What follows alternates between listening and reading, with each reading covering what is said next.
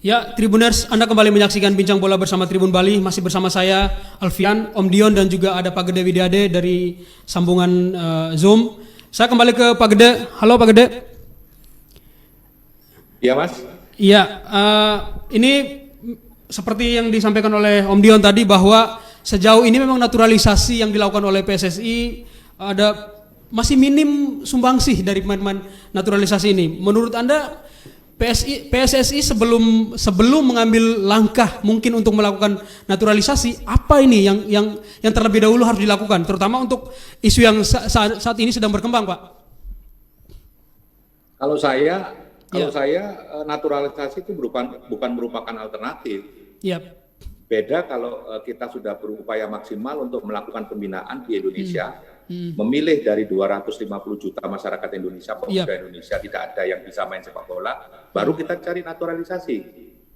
Yang belum kita lakukan adalah optimalisasi pembinaan. Optimalisasi pembinaan.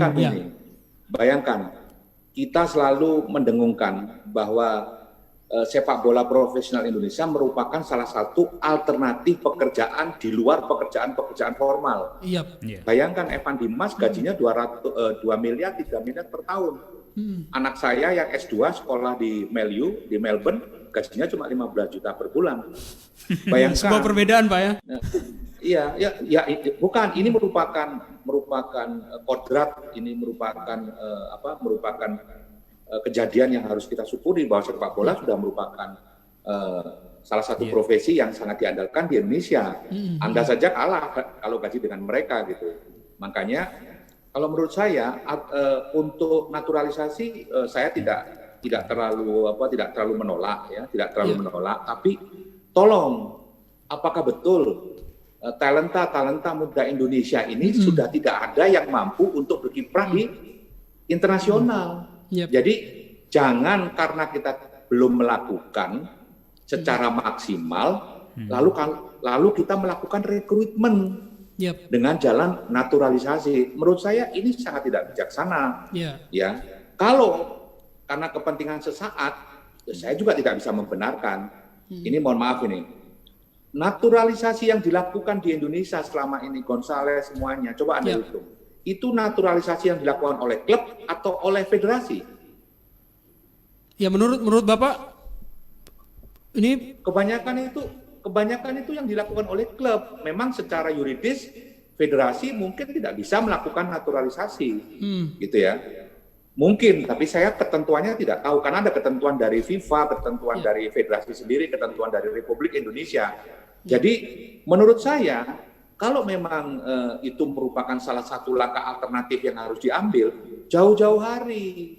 Jadi kita kedepankan, kita mau ngadepin AFF, SEA Games, ASEAN Games atau apa, itu jauh-jauh hari kita sudah harus memprediksi. Kita mau cari yang apa, yang under 23, under 20, yang senior, silakan dilakukan gitu. Jaraknya yang panjang supaya pembinaan itu ada, supaya ada persaingan antara talenta lokal dengan talenta naturalisasi. Kalau menurut saya ini kita di luar mau menghadapi World Cup Under 20. Indonesia belum melakukan pembinaan secara maksimal di tingkat daerah, di tingkat pusat. Daerah ada ASKOT, ada ASPROF. Di pusat ada federasi. ASKOT bisa memutar, ASPROF bisa memutar. Di federasi bisa melakukan, dititipkan di Liga 2 atau Liga 1, ada yang U16, ada U19. Buat apa itu dilakukan? Buat apa klub itu wajib membina dan menyiapkan tim U16, U19 kalau ujung-ujungnya itu tidak dipergunakan untuk kepentingan nasional. Jadi tolong, masyarakat Indonesia ini sudah mulai pintar, mulai pandai. Kalau kita sudah melakukan pembinaan, umpamanya 500 tahun ternyata tidak ada yang bisa dan masyarakat Indonesia bodoh semua, mau nggak mau alternatif naturalisasi. Tapi harus dipilih, gitu. Harus dipilih betul-betul, gitu. Jangan sampai tadi yang dikatakan Bung Dion bahwa setelah direkrut, setelah dinaturalisasi ternyata tidak bisa memberikan kontribusi. Bagaimana mereka bisa memberikan kontribusi umurnya sudah 33, 32 kan percuma. Jadi tolong Federasi, klub itu sebuah organisasi, federasi juga organisasi, klub juga organisasi profesional. Dipikir jangka panjang. Kalau klub mungkin jangka pendek. Mereka pengen juara Liga 1. Mereka short term, juara selesai. Gitu. Tapi kalau federasi kan beda. Mereka membawa nama bangsa, bawa merah putih, bawa Garuda Pancasila, bawa 250 juta masyarakat Indonesia. Ini harus bijaksana, harus cerdas, dan harus tepat.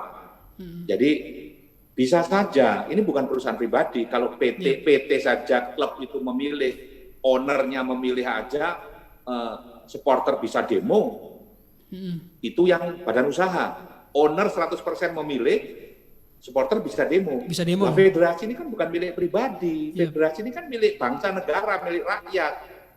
Gitu. Nah, mohon ya mumpung waktu masih ada, dipikirkan, diberikan kepastian hukum, naturalisasi atau bukan, supaya masyarakat tidak terombang-ambing. Karena pemimpin yang bagus itu membuat nyaman, membuat hidup itu terinci dengan baik, kepastian dijamin, supaya semua pembinaan tetap berjalan dengan normal. Kalau seperti ini, pembina-pembina lokal, pembina di Askot, pembina di Asprop, semua pada frustasi, biarpun ini masih isu. Ada isu gitu loh. Pemain-pemain muda juga mulai merasa, wah, kan saya untuk masuk di timnas sudah berkurang 5 seat karena ada pemain asing. Ini kan isu-isu yang tidak betul, kasihan federasi, tapi federasi juga harus mengambil sikap, harus memberikan kepastian agar isu itu berhenti gitu. Ya, Om Dion, ini mungkin pertanyaan sama seperti tadi ke Pak Gede. Apa nih yang harus dilakukan oleh PSSI ini selain memang pembinaan usia muda dan lain sebagainya? Ya, oke. Statement terakhir dari Direktur PSSI katakan bahwa ini urusan klub. Urusan klub. Kita akan menanti mungkin dalam waktu ya tidak sampai setahun lagi ini akan seperti apa 5 pemain yang sekarang ada di Persija, ada di Arema dan ada di Bali Madura United. Madura United. Kita berharap betul-betul ini memang hanya urusan klub, urusan klub. Tetapi kalau nanti misalnya terbukti ini direkrut menjadi pemain timnas, saya kira ini kan betul seperti tadi Pak Gede Widiade katakan, federasi atau PSSI memang mesti mengatakan secara tegas karena informasi yang berkembang di masyarakat ini kan ada 2 versi itu ya. Bahkan klub mengatakan ini titipan dari PSSI, sementara PSSI katakan tidak. Jadi sekali lagi penting sekali mendudukan ini secara jelas supaya tahu posisinya dan dia tidak menjadi gaduh, Kemudian poin kedua, saya sependapat dengan Pak Gede Widiade katakan tadi bahwa ini kan pembinaan usia muda kita, sekali lagi walaupun dalam keterbatasan, dalam segala kekurangan, ini Piala Dunia tahun 2021 adalah kesempatan untuk kita menguji hasil pembinaan kita, momentum kita untuk menguji ya.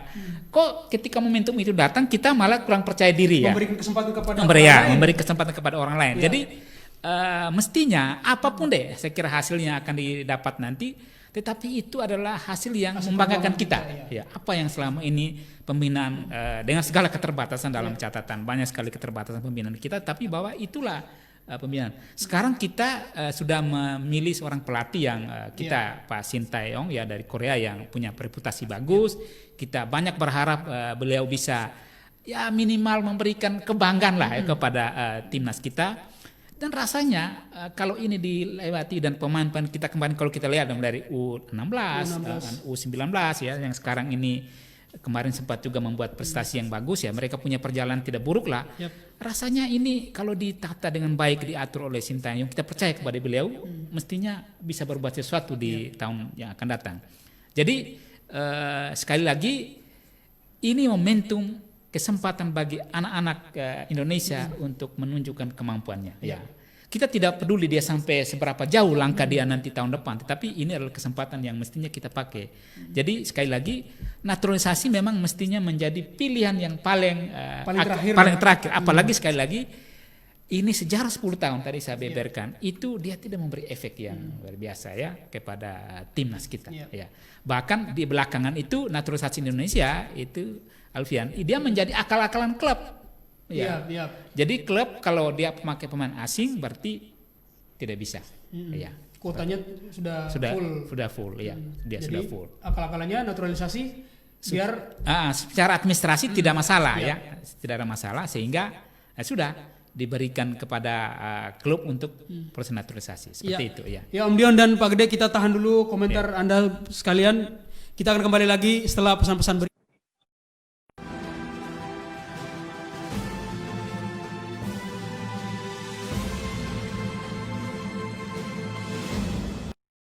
Baca berita selengkapnya di www.tribunbali.com, baca juga koran Tribun Bali, dan jangan lupa follow, like, komen, dan share Facebook, Instagram, dan YouTube Tribun Bali.